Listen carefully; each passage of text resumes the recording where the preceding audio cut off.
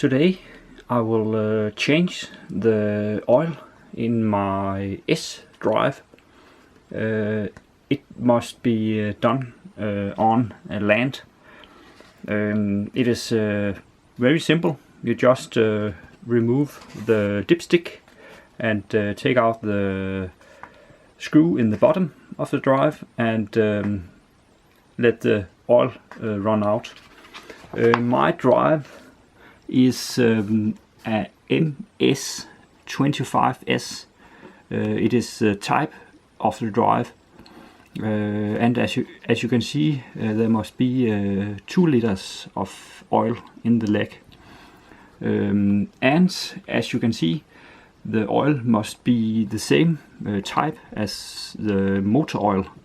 So I will use the rest from my little oil change. To find out what type of S-drive you have, there is located a little plate down here, and if I can get some focus, you can see it is the S25S drive. Yeah, and at the bottom there's the dipstick for checking the oil level in the leg. The first thing you do is removing the dipstick by screwing it out, and yeah, then the air can get in the leg. There's sitting a screw in the bottom. You can unscrew with a screwdriver with a wrench on to get it a bit easy out.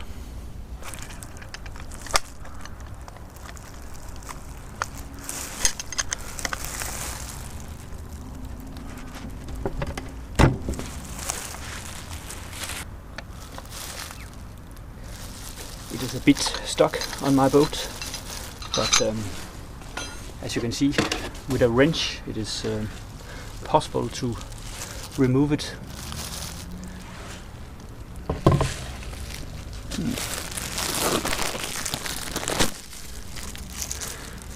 There must not be any water in the leg, so it is important to look at the oil when it is running out of the leg. It must be oily, not white, because if it is white, then there is water in the oil. Yeah. But as you can see, it is totally clear, so there is no water leak in the leg here. It is looking very nice. Normally the water is laying in the bottom of the leg here, and the oil is in the top. But here everything looks very nice. As you can see, there's a rubber sealing on the screw, and it looks okay. So everything is looking very nice here. I think it is okay now, and I will then mount the screw again and tighten it a bit.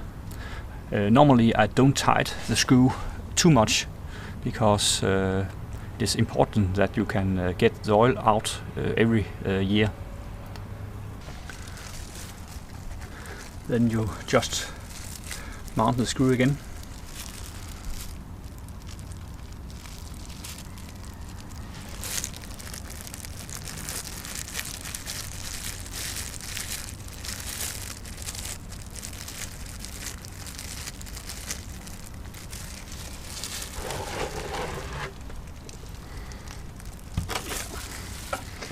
And tighten the screw with the screwdriver.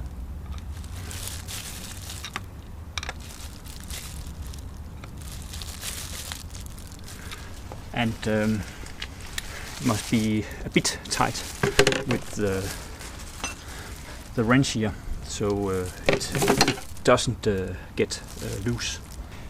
As you can see, the oil is a bit dirty, so I don't think they have changed it in a while. But when I smell the oil, it smells like transmission oil. It must be motor oil, not transmission oil. So maybe it is the wrong oil they have filled in the drive. Normally people think you must fill transmission oil on your drives or gears, but on Volvo Penta you must just use normal 15W40 oil. So yeah, I have then mounted my homemade paper funnel in the area down there, if I can. Yeah, right. And I then fill in some oil. They're standing in the manual. You must fill in 2 liters of your normal Volvo VDS-3 15W40 engine oil.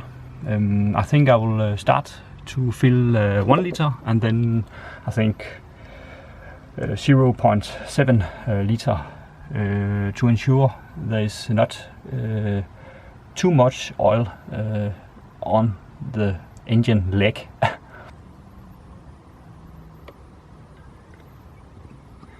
As you can see, the new oil is much clearer than the old oil in the leg.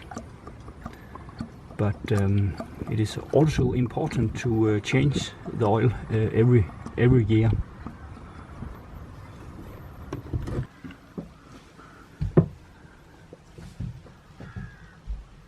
And then fill in the oil.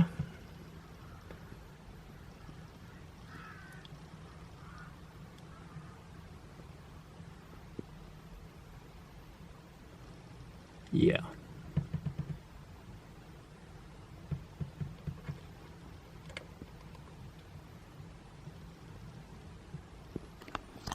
As you can see, they're standing 2 liters on the leg, and the difference between minimum and maximum is 0.3 liters.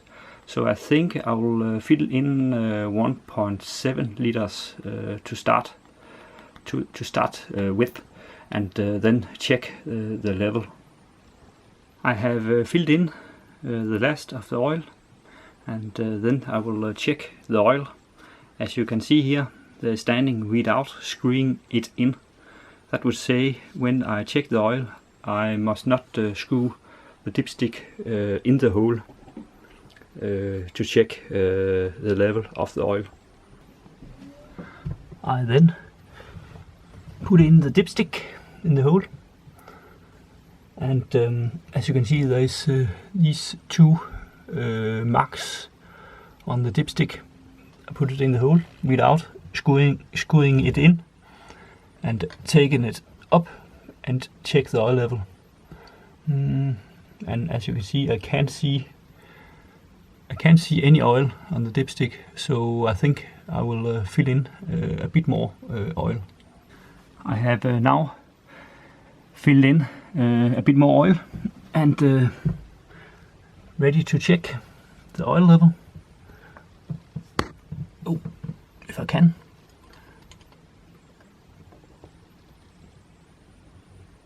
Without screwing it in. And as you can see, the oil level is right between the 2 points, so it is very nice and at the right place, oil level place. So when you are finished, you just take your dipstick and screw it in the hole again, if you can.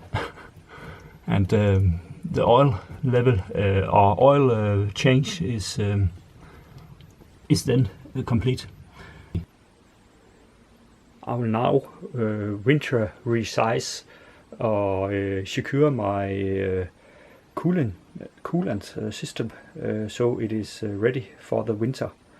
It is the primary cooling system. It will say it is seawater side. The way I will do it is, I think this time I will disconnect the hose at the seacock and put it in a bucket of water and coolant, and then I will let the engine suck in all the coolant, and I think that's it.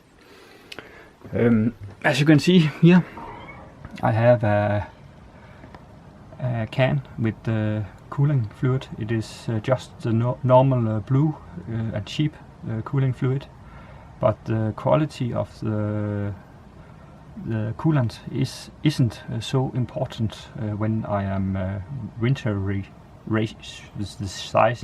the engine, because it is just laying in the exhaust system and in the hoses, so it is not that important that it is the right cooling fluid.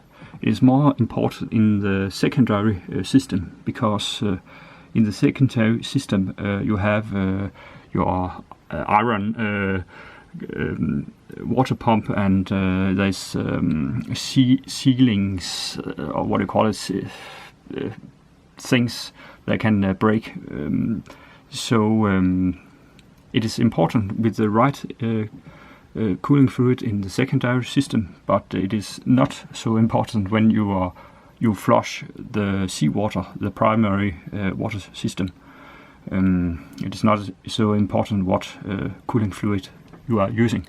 It is also a possibility to disconnect this hose and suck the fluid up that way, but I think I will try the other way with the hose directly disconnected from the seacock down there. So I think it is a bit easier. I will try that. I then just unscrew the clips here, if I can do it, and then remove the hose. And then I just remove the hose from the outtake here. Yeah, very nice. It is very important that this connection is totally water sealed, because if there is entering water here, the boat can sink. And you must also remember not to do it when the boat is in the water. As you can see, I can open totally for the water inlet, but when you are in the water, it is very important that the sea cock here is closed. So yeah, but I think it is okay, and yeah, I'll then put in the hose in the can with the cooling fluid. As you can see, I just put in the hose to the bottom of this can with cooling fluid, and then I will start up the engine, and when the blue fluid is at the exhaust, the system is filled with coolant.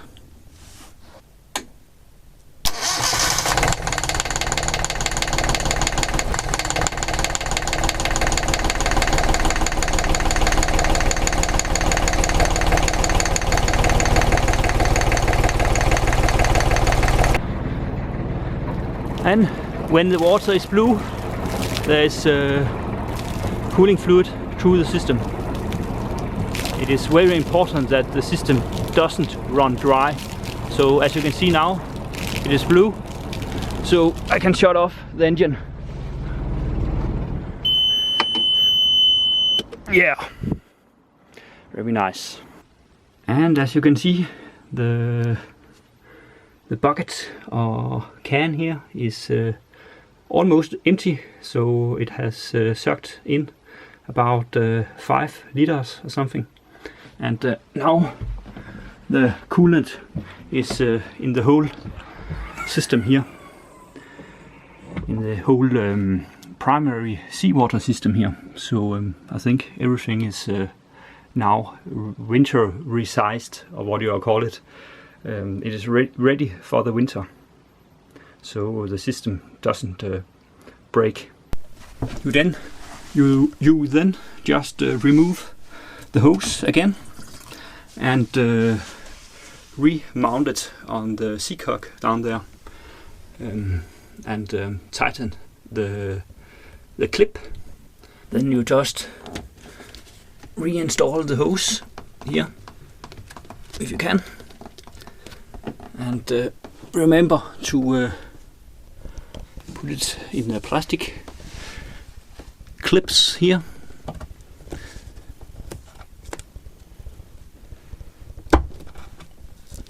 Yeah, and the clips must also be tightened up, so it is ready for the summer again.